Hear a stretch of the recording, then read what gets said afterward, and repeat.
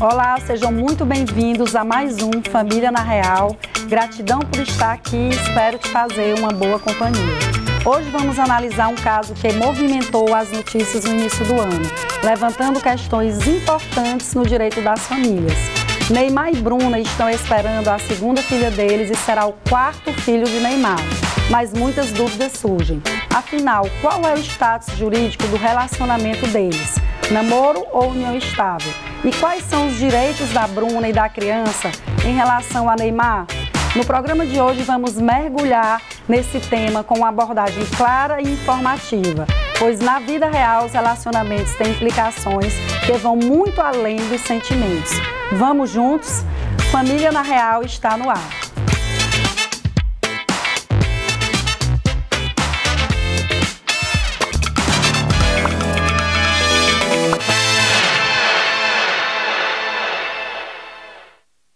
E aqui comigo para falar sobre esse tema tão importante, a nossa parceira da TV Cidade Verde, a jornalista Jeane Melo, que vai trazer dúvidas e levantar questões, enriquecendo ainda mais a nossa abordagem sobre o assunto.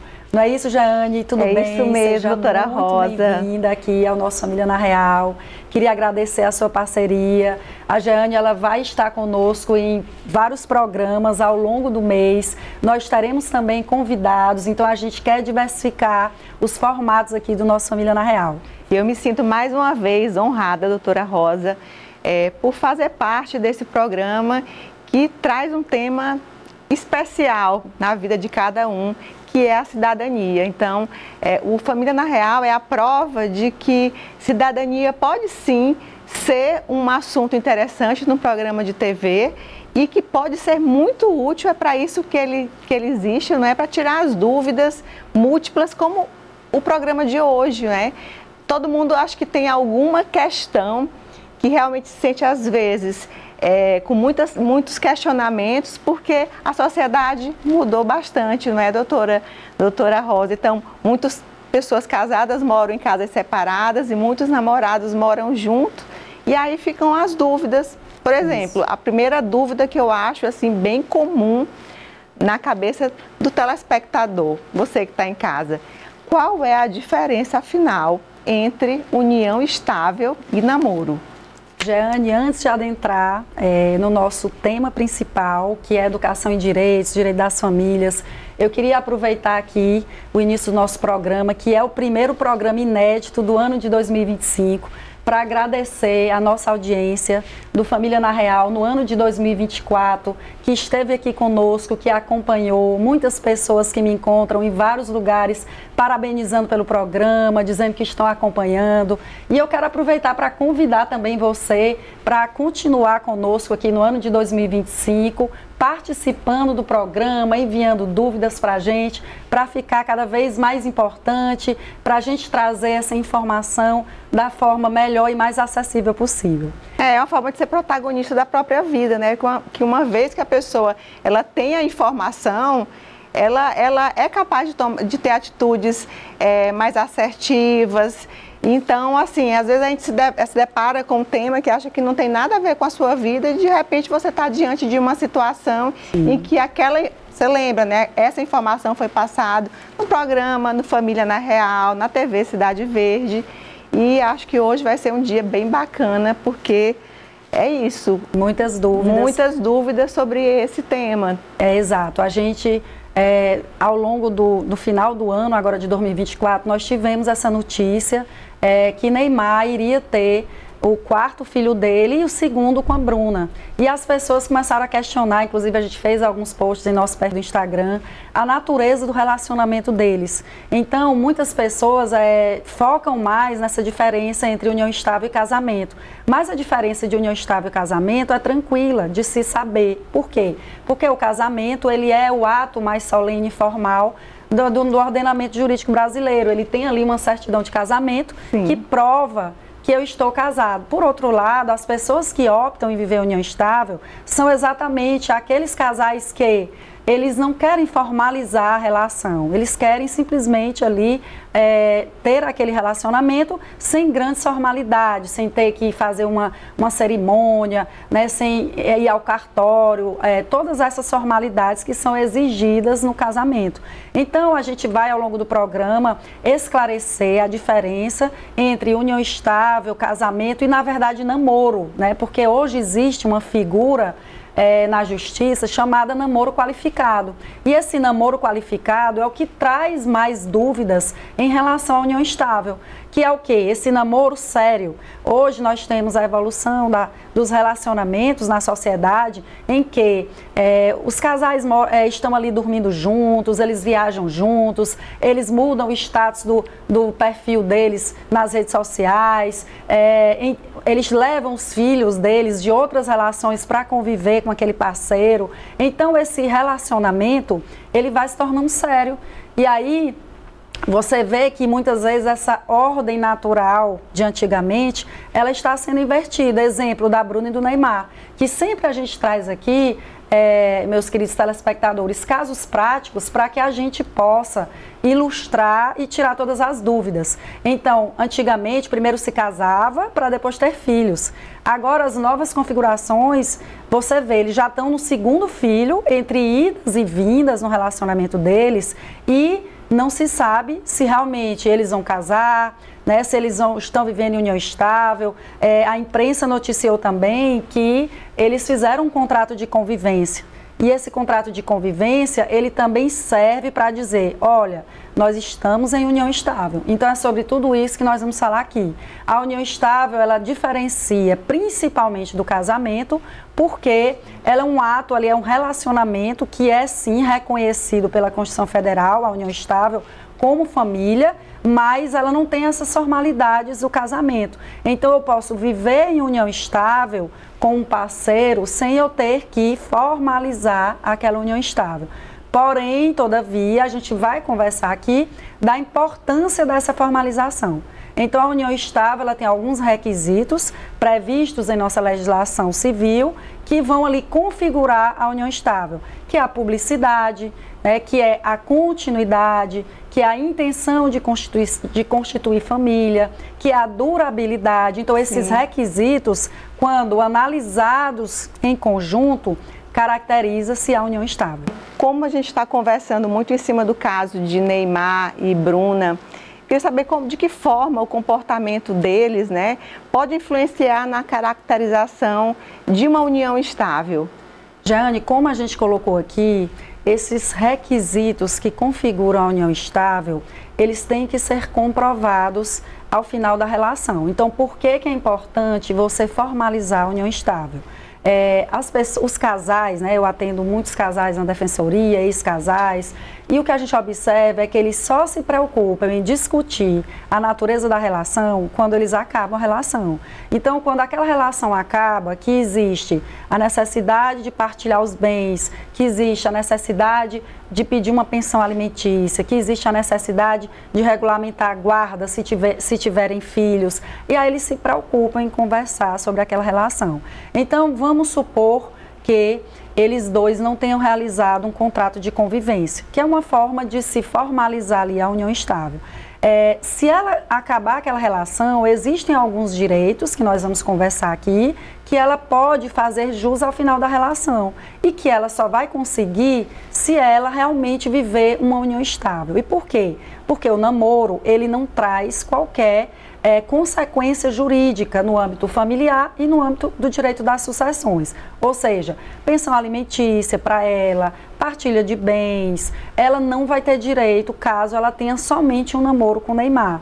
E o que acontece? Porque quando a gente fala do comportamento deles, a publicidade é um dos requisitos da união estável. Sem dúvidas, o casal é público. O relacionamento deles é um relacionamento público. Uma vida exposta demais. Isso, né? Eles estão expostos nas redes sociais, como a gente está vendo aqui, a ilustração, né? As fotos que eles publicam vídeos juntos, Sim. Eles expõem seus relacionamentos na internet, que já foi inclusive alvo de tema aqui em nossa família.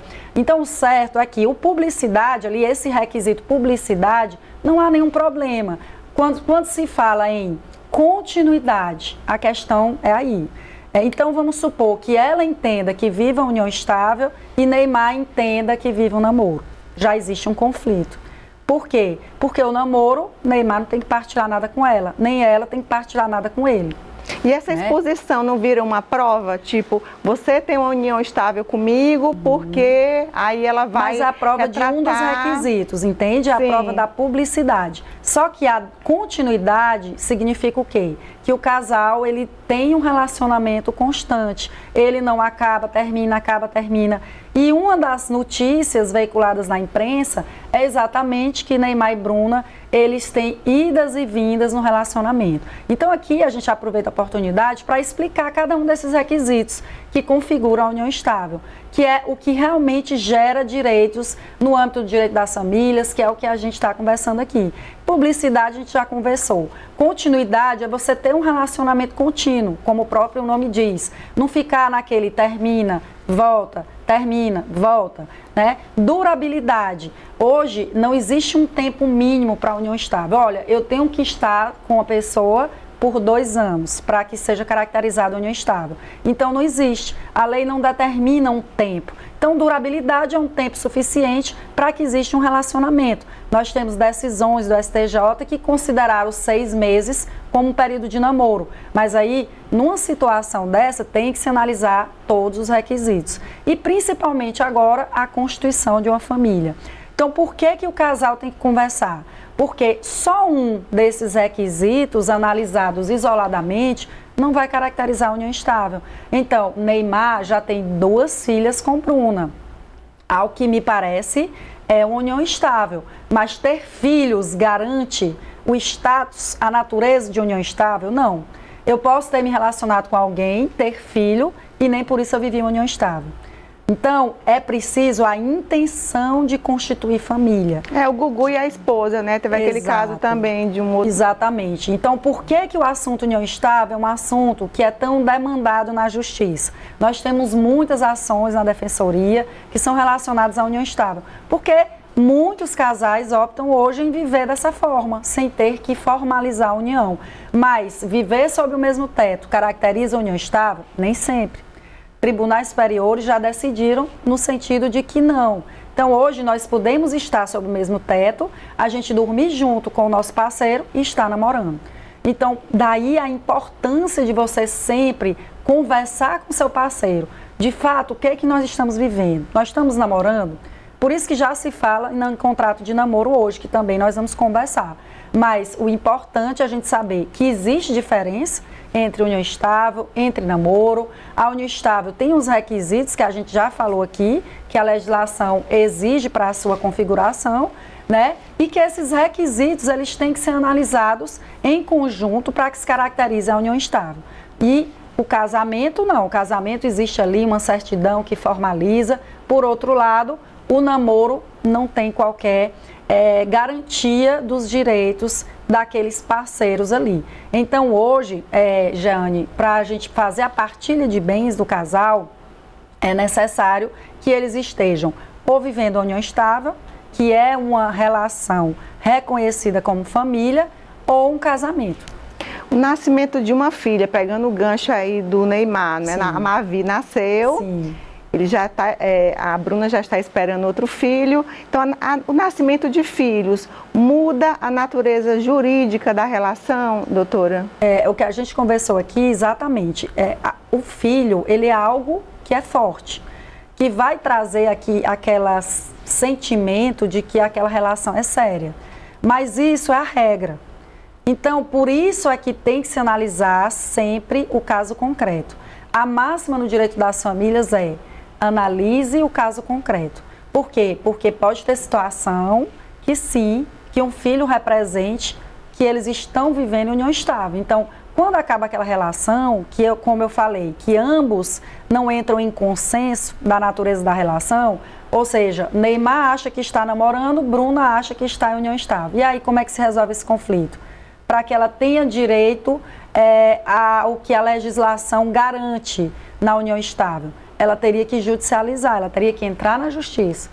Então, na justiça, ela vai ter que provar esses requisitos, publicidade, através de testemunha, através de provas documentais, de provas de dependência, mas a gente já soube em notícias que eles têm um contrato de convivência. Então, no contrato de convivência, assim como no pacto antinupcial, no casamento, eles podem colocar tudo. Olha, a gente vive em união estável, o período da união estável, a gente começou em 2019 até 2024, a gente quer eleger o regime de bens como sendo da separação total de bens, porque pessoas que são ricas, como o Neymar, que enfim, né, tem uma preocupação maior, né, com o patrimônio. Exato. Então, geralmente, eles fazem ali um regime de separação absoluta de bens, né? Ou se eles entenderem que querem partilhar os bens adquiridos durante a relação, eles vão colocar a comunhão parcial. Então, nesse contrato de convivência, eles poderão tratar sobre tudo isso. Mas o nascimento de uma filha, por si só, não vai mudar a natureza da relação. Não é a certidão de nascimento que vai comprovar uma união, né? Porque tem o pai e a mãe ali, o nome naquele documento, isso não vai representar um relacionamento, uma união estável ou um casamento. Realmente vai depender muito da interpretação do casal, de como eles se consideram. Isso é mais importante, principalmente nos desfechos, não é isso, doutora Rosa? E não só como eles se consideram, mas o que de fato eles vivem. Né? Por quê? Porque a certidão de nascimento, ela vai servir como prova no eventual ação na justiça, mas não significa que seja uma prova que garanta a natureza da relação como união estável. Então, aquela certidão, ela serve como prova, sim. Então, no eventual ação na justiça, que o Neymar diga, não, eu estou mantendo uma relação de namoro com a Bruna, eu não estou em união estável. Aí ela diga, não, a gente está vivendo união estável. No meu sentir, eu vivi união estável com você, que é o que acontece quando você muitas não vezes faz um contrato de convivência.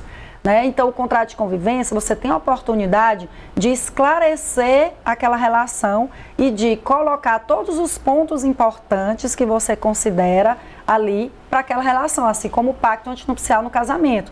Então, nessa ação que a Bruna eventualmente pudesse propor contra o Neymar, que é o de reconhecimento e dissolução de união estável, ela iria reunir provas para comprovar esses requisitos que eu estou lhe dizendo, que é publicidade, continuidade, durabilidade. Então, por que serviria, por exemplo, a certidão de nascimento de um filho? Para mostrar a durabilidade, para mostrar a intenção de constituir família. Mas só isso vale? Não, só isso não vale, nem é suficiente para se dizer, eles vivem em união estável. Até porque a gente conhece vários casais que têm filhos e vivem um namoro. O que a gente sempre diz, a construção do diálogo para que eles realmente combinem tudo. Nós estamos vivendo a união estável, não, isso aqui é um namoro, olha, a gente mora juntos, mas tudo que a gente adquirir é de cada um, vamos fazer um contrato de convivência para formalizar isso. Então é super importante a construção bem desse mais diálogo. Seguro, né? Exatamente. Então vamos agora para um rápido intervalo, não sai daí que a gente volta já já.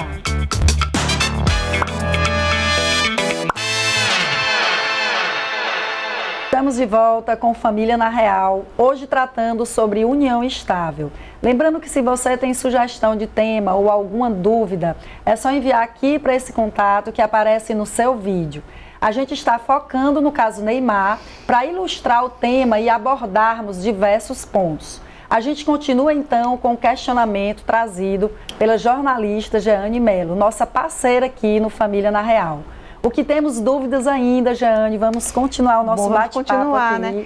Nesse caso tão que trouxe tantas dúvidas. Emblemático, né? Aliás, Neymar dá muito... Tudo que envolve o Neymar assunto, é tema para a gente discutir, né? Exatamente. Então, agora vamos falar um pouco dos direitos da Bruna, né? Caso o relacionamento seja considerado união estável, a Bruna tem direito a quê? Sim, então, como a gente conversava aqui no bloco anterior, a união estável, ela traz direitos ali para os parceiros envolvidos. Já o namoro, ele não traz. Então, a gente falou, inclusive, que existe aí a possibilidade de Bruna ter feito um contrato de convivência. A gente soube por notícia veiculada na imprensa, que ela já tinha feito esse contrato de convivência. Então, a gente acredita que eles já formalizaram a relação com esse contrato de convivência. Mas isso impede que, no futuro, algum deles questione se de fato era união estável ou período? Não impede. Então, se porventura houver algum conflito entre eles e eles quiserem ter essa certeza ou existir esse conflito, a Bruna poderá pleitear na justiça, propor uma ação de reconhecimento e de solução de união estável ao próprio Neymar. Ou eles podem, através de acordo, também fazer esse reconhecimento, né? Ou eles podem, no próprio contrato de convivência, ter colocado essas cláusulas. Mas o certo é que Bruna terá, sim, direito, caso seja comprovada a união estável. E quais são esses direitos? Principalmente o direito relacionado aí à partilha de bens. A união estável é equiparada ao casamento em diversos direitos. Então, a partir do momento que se comprovar a união estável e se não for necessário ir para a justiça, melhor ainda. Então, existe hoje a necessidade desse reconhecimento, inclusive extrajudicial, no cartório. Mas, de qualquer forma, se um deles duvidar ou questionar a natureza da relação, vai ser necessário apresentar provas, como a gente conversava, provas testemunhais das pessoas que conheciam o casal, das pessoas que acompanhavam essa relação, provas documentais, o que vai trazer esses direitos para a Bruna. E a nossa lei diz que qual é o regime que é aplicado à união estável? É o regime de comunhão parcial de bens. Então, nesse regime, tudo que é adquirido durante a relação, certo, vai ser partilhado entre eles. Mas nós acreditamos que, pela fortuna do Neymar, se ele tiver feito um contrato de convivência, ele tenha adotado juntamente com ela o regime de separação absoluta. Aí, no caso, são ajustes entre o casal e entre os advogados, exatamente, né? Exatamente. Existe algo na justiça, que a gente já até tocou também nesse assunto aqui, que se chama planejamento matrimonial. E nesse planejamento, você vai exatamente decidir com seu parceiro qual é o regime que você quer aplicar naquela relação. Sim. Por quê? Porque a partilha de bens, ela vai depender exatamente do tipo de regime. Como o próprio nome diz, separação absoluta, o que cada um adquire é seu. Então, em relação à partilha de bens, vai depender do tipo de regime que eles escolheram no contrato de convivência. Mas, no silêncio das partes, o que a lei diz? Aplica-se o regime de comunhão parcial de bens. Portanto, tudo que for adquirido durante a relação pertence aos dois. Comprei um carro durante a união estável, vai dividir ao final. Comprei um imóvel, vai dividir ao final. E pensão alimentícia, a Bruna tem direito? Então, pensão alimentícia, ela poderia pleitear. Ela poderia também pleitear ao final da relação, comprovando, por exemplo, a necessidade. É muito difícil. Ou que abandonou a vida profissional e foi morar com ele em Dubai, então abriu mão de um momento importante da vida em que ela poderia estar construindo o patrimônio dela. A gente isso tem também até pode ser um argumento, né? Isso, a gente tem até um caso de uma atriz, né, global, que foi casada e ao final ela recebeu pensão e até pediu para revisar e aumentar a pensão. Justamente nessa situação, ela abandonou o emprego dela na Globo como atriz, ela passou a viver com jogador fora do Brasil. Então, é importante que se diga aqui aos nossos ouvintes que a pensão alimentícia para ex-cônjuge, para ex-companheiro, são em casos excepcionais. É um direito que é ali garantido pela jurisprudência, tá? Existem tribunais superiores que dizem, olha, são nessas situações que o ex-cônjuge ou ex-companheiro vai ter direito à pensão. Uma delas você citou, que é a dependência econômica do ex-marido, do ex-companheiro. Eu acredito que não seja o caso dela, eu não sei. Eu acredito que ela seja só influenciadora, mas hoje influenciadora, muitas delas estão muito bem, não dependem economicamente de ninguém. Então, eu não sei ao certo a renda dela, mas também não vem ao caso. O que importa a gente dizer é que existe a possibilidade de ex-cônjuge, ex-companheiro pedir pensão, sim, mas existe ali os casos, não é uma regra geral. Então, qual é a regra? Depender economicamente, ou também tem os alimentos compensatórios, que nós vamos falar em outra oportunidade, que alimentos que são para garantir ali o padrão de vida que ela tinha. Sim. Então, ela pode fazer um pedido nesse sentido. Casos de doença, então a pessoa tem uma doença crônica, uma doença que não tem possibilidade de cura e que por isso ela não pode se inserir no mercado de trabalho, isso pode gerar, sim, um pedido de pensão alimentícia. Então, basicamente, são esses que ela teria direito, esses direitos aí ao final da relação, ou qualquer pessoa que, porventura, termine uma união estável, numa demanda ali, então ela pode ter direito à partilha de bens, ela tem também direito a questões sucessórias, então ali é como se casado fosse em comprovando-se a união estável. A diferença é que a união estável, ela existe no mundo dos fatos, é o que a gente diz, olha, a união estável, ela de qualquer maneira, quando você está vivendo, observados aqueles requisitos, a união estável está presente. Então, muitas vezes existe apenas a dúvida, e é por isso que em algumas situações, é necessário que você entre na justiça para você comprovar a união estável. Então, por que é importante a gente formalizar essa união estável? Para que evite, né? Então, já pensou, você viver com uma pessoa 20 anos, você teve filhos com ela e ao final, eu já tive caso na defensoria, dessa forma, em que o pai ou aquele cidadão que vivia com ela diz, olha, eu era casado. Eu vivia com você, mas eu tinha uma esposa em outra cidade. Nossa, que situação. Então, existe muito essa situação. Porque para que você viva a união estável, você tem que, pelo menos, estar separado de fato do seu marido. Eu preciso estar ali divorciado de papel passado? Não. Mas eu tenho que estar, pelo menos, separada de fato. E o que é separação de fato? É quando você não vive mais como um casal. Maritalmente com ninguém, né? Não vive. Então, eu fui casada e eu comecei a viver uma união estável, eu só posso viver aquela união se eu não estiver mais vivendo com o meu marido como se fosse esposa. Entendeu? É uma das exigências do Código. Então, essa questão da união estável, ela pode dar muita confusão se você não formalizar. Tá? Então, às vezes você fica adiando, você, ao invés de... ele vai enrolando, né? Muitas vezes, infelizmente, a mulher que é a maior vítima dessas situações. Né? No caso que eu peguei, no caso que eu acompanhei na defensoria, ele tinha 2 mulheres, uma em Teresina e uma em outro estado, outra cidade do Piauí. Então, ela passou anos e anos trabalhar com viajando, ele. Né? E aí não levantou suspeita nem de um lado nem do outro. Isso. E aí, o que é pior? Na hora que ela vai entrar na justiça para comprovar a união estável, a esposa aparece. E ela vai dizer, olha, não, eu era casada com ele. Ele não estava separado de mim. E aí, existe a possibilidade de ele ter relações paralelas, que é o que a gente chama de amante. Não, a amante, ela não tem qualquer direito no âmbito da justiça. Aí, no caso, se ela foi enganada, cabe um pedido de indenização, né? Caberia, mas é no âmbito civil. Então, ela teria que provar que está de boa fé. Ou seja, que era o caso dessa senhora. Então, mas é no âmbito civil e não no âmbito do direito de família. Entendeu? Então, é muito complicada essa questão da união estável que não é formalizada.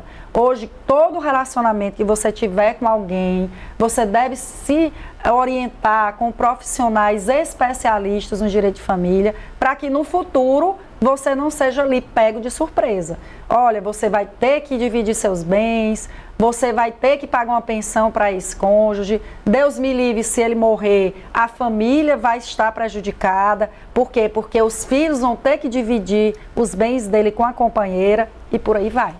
Então é bem melhor organizar a vida ali no dia a dia, né? E com muita conversa, colocando os pingos nos is, né? Sempre melhor. Jeane, a gente até fala que o brasileiro ele tem essa dificuldade de discutir as relações durante a relação. Por quê? Verdade. Na hora que você fala, cultural. Vamos fazer um pacto antinupcial, a pessoa acha que você está pensando em separar. Ou desconfiado, Ou né? desconfiado. Mas, na verdade, é um ato de amor e um ato de cuidado.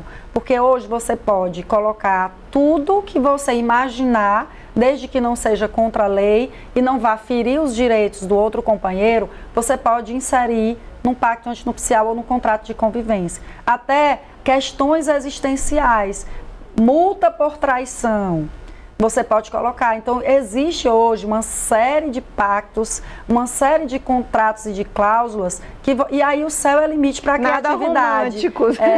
Então, existe para tudo. Então, assim, desde que não seja contra a lei, você pode discutir E aquele ditado, o que nos é combinado não sai caro. Então é muito melhor você, por ato de amor e de cuidado, você discutir a sua relação, discutir sobre o patrimônio, principalmente quando a mulher ela tem essa desigualdade na questão da atividade laboral dela em relação Sim. ao homem. Então é muito importante você se orientar com a pessoa da área.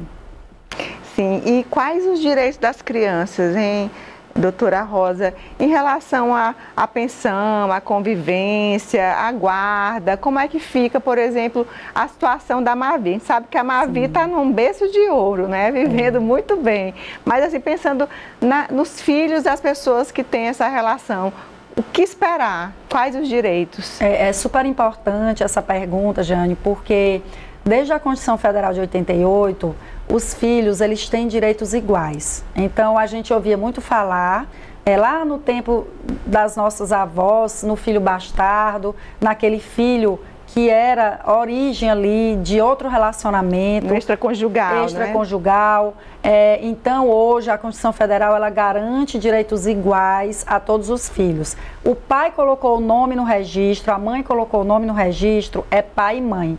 Não, os direitos são iguais. Então, os filhos deles não têm qualquer prejuízo em relação à natureza da relação deles. Eles vão ter direito a receber pensão do pai ou da mãe, caso eles se separem. Vão ter direito a questões sucessórias no inventário.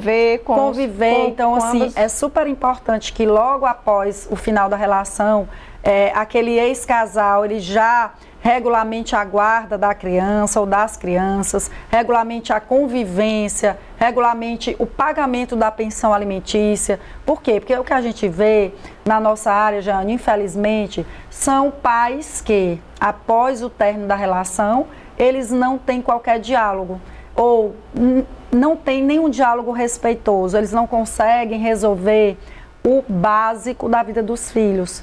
Por quê? Porque eles transferem todos os problemas de mágoa, todos os problemas de traição, de desrespeito, de tristeza, de falta de diálogo, eles transferem para a relação parental. Toda a frustração, não é? Vai para aquilo. Vai. Isso acaba por atrapalhar muito a condução, a gestão da vida das crianças.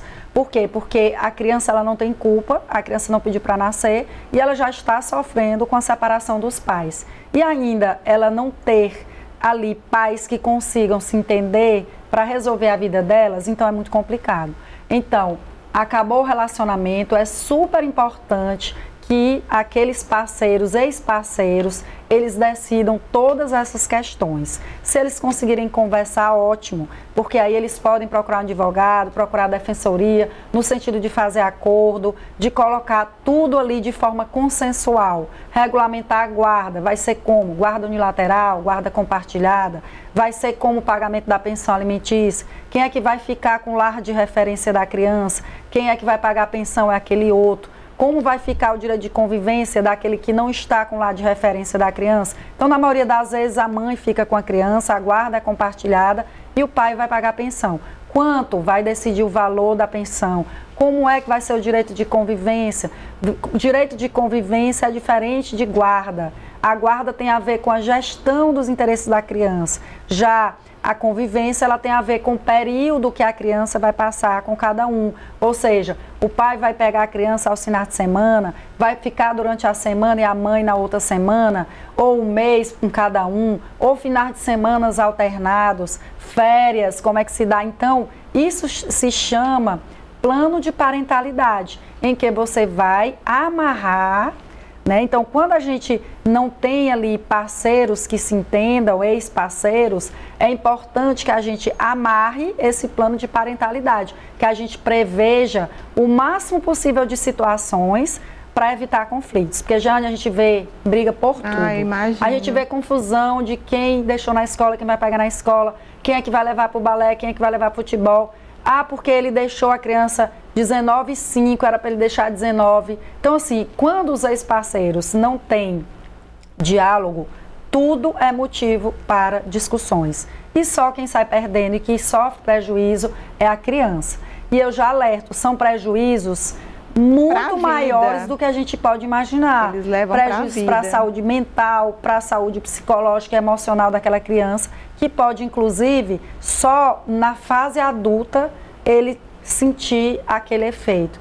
Ele pode ter um transtorno, algo ali que ele só veio sentir. O gatilho vem depois, né? Depois que ele vai compreender porque sente determinadas angústias ou algum sintoma de depressão, ou porque é mais tímido do que o normal, né? Realmente são efeitos que as pessoas levam para a vida. Então, os casais têm que fazer isso pelos filhos, né? Exatamente. Não pensar exatamente nos dois, né? No que magoou, no que trouxe frustração, e realmente pensar numa vida saudável, né? Exatamente. Para esse filho.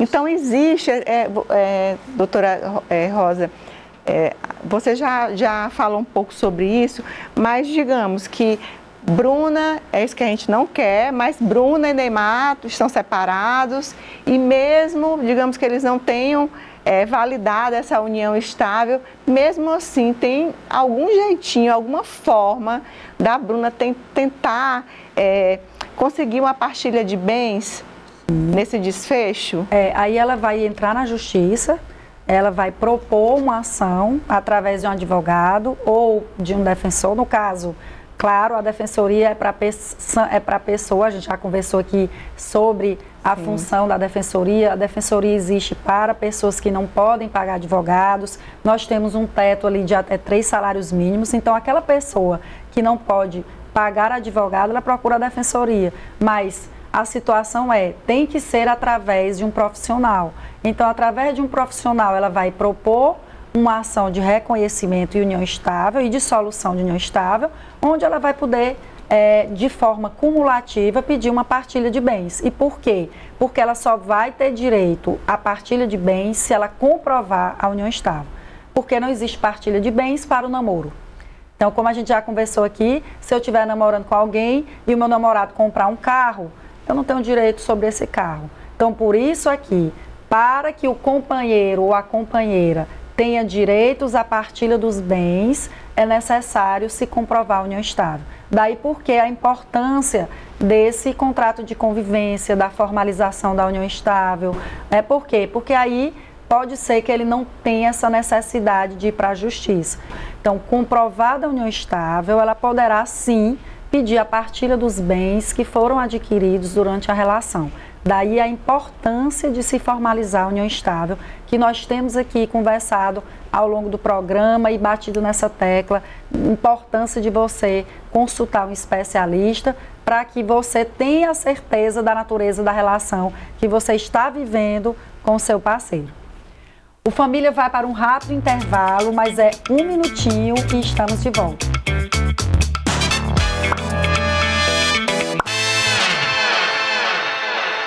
Voltamos com mais um bloco do Família aqui pela TV Cidade Verde, canal 5.2. Hoje estamos trazendo a relação do jogador Neymar com a influenciadora digital Bruna Biancardi para falarmos sobre união estável, contrato de namoro e muito mais. A jornalista Jane Mello traz alguns questionamentos para a gente esclarecer e assim tornar o assunto ainda mais acessível. Vamos lá, Jane. É um assunto muito interessante. Trouxe aqui uma pergunta. Se a relação ela for considerada união estável, quais são os impactos, né, nos bens adquiridos durante a relação? Então, a gente já falou aqui, Jane, da necessidade de se provar a união estável para que ela tenha direitos ali a partilha de bens, que foi a pergunta do bloco anterior. E esses impactos, então a gente costuma muito dizer, a pergunta que mais sai ali na defensoria, quando uma pessoa vai nos procurar depois de um divórcio, de uma separação, doutora, eu tenho direito a esse carro que ele comprou? Doutora, eu tenho direito a esse apartamento que ele comprou? Doutora, mas eu moro com ele há 15 anos. Tudo que ele comprou, eu vou poder receber metade? Então, é super importante que a gente entenda uma regra básica da partilha de bens. Ela vai sempre depender do regime de bens aplicado àquela relação. nós já até dissemos aqui, no caso da união estável, no silêncio das partes, aplica-se a comunhão parcial de bens. Então, nós temos 4 regimes no ordenamento jurídico brasileiro, que é a comunhão universal, que tudo se comunica, o comunhão parcial, que se comunica somente os bens adquiridos ali durante a relação, a separação absoluta, que o que cada um adquire é de cada um, e tem outro aqui, que é o da participação final dos aquestos, que é raríssimo de acontecer.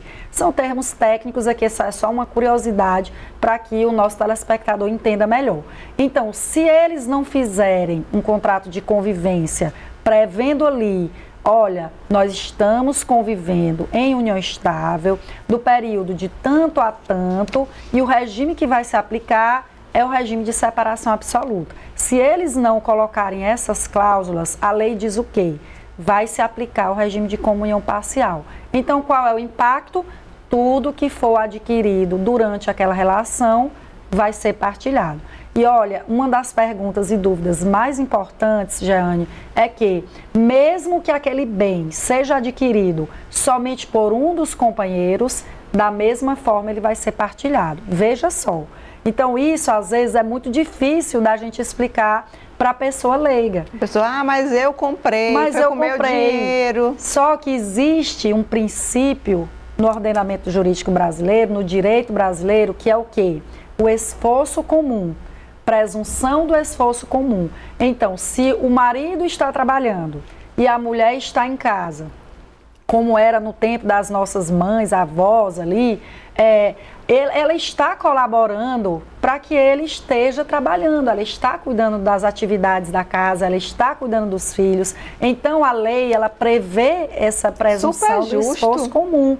Então, se ele adquire um carro, mas ele compra com o dinheiro dele, como é que ele está ganhando o dinheiro dele? Quem é que está colaborando para ele ganhar o salário dele, a remuneração dele? Então, pelo regime de comunhão parcial de bens, essa presunção do esforço comum, ela é absoluta, ou seja, independentemente de quem compre aquele bem, vai sempre partilhar.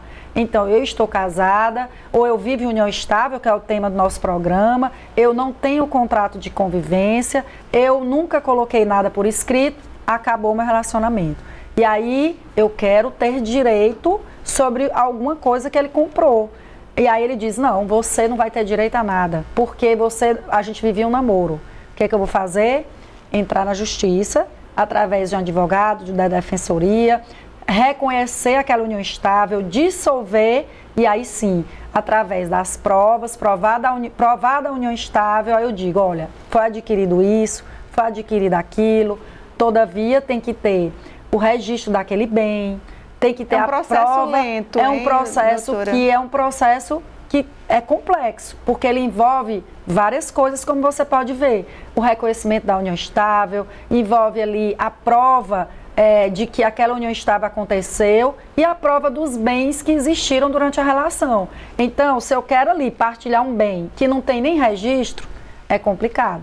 A não ser que eu prove através da posse, através de um conta de luz, uma conta de água, um contrato de compra e venda. E aí existe hoje decisões que você poderia partilhar a posse, mas é um tema muito complexo e o importante aqui é você saber que você pode sim pedir a partilha de bens e a depender do regime adotado, você vai ter direito ou não àqueles bens adquiridos durante a relação. O casal que está assistindo o programa nesse momento, que está lhe ouvindo, lhe assistindo, e tomou uma decisão nesse momento, no sofá de casa. Sim. Vamos legitimar essa relação, vamos formalizar a união estável. O que esse casal deve fazer?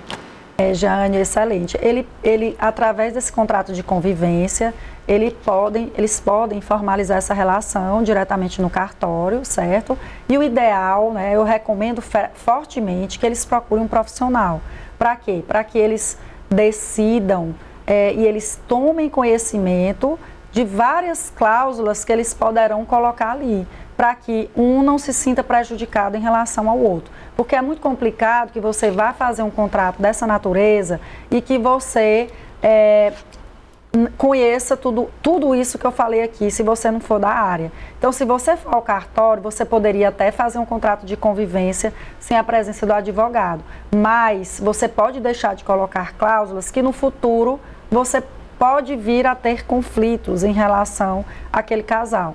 Então, é muito melhor que você, se você decidiu formalizar, procure um especialista no direito das famílias, das sucessões, que possa dizer, vamos colocar esse regime, porque a questão do regime de bens, Jeane, é outra coisa também que traz muitas dúvidas, que a gente vai fazer ainda um programa só para falar sobre isso. Porque muitas pessoas perguntam, doutora, qual é o melhor regime para eu me casar?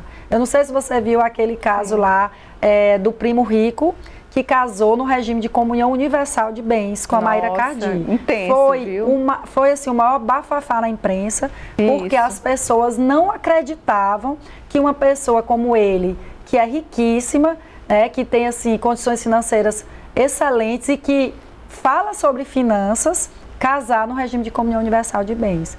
Então, muitas pessoas disseram, mas doutora, qual é o melhor regime para se casar? Eu não posso afirmar. Então, essa análise ela tem que ser feita por um especialista. Ele vai sentar com os dois, analisando o contexto financeiro dos dois, a situação familiar, a questão dos filhos, a questão da atividade de cada um, de trabalho de cada um. Eles vão analisar tudo para que ele coloque isso e diga, olha, vamos aqui, o melhor regime para vocês é esse. E eles poderão dizer, doutor, eu quero isso, eu quero dividir os bens, eu não quero dividir os bens.